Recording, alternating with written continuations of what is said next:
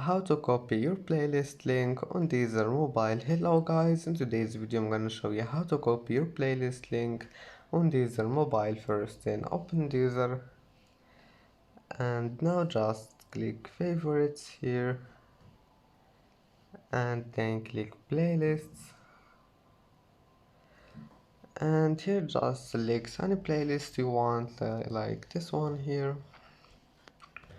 And if you want to copy your playlist link, just click this share icon here and then click copy to clipboard.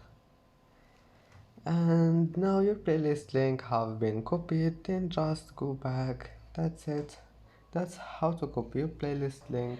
And that's it for today's video. Don't forget like and don't forget subscribe, and thank you for watching this video until the end and see you in the next video.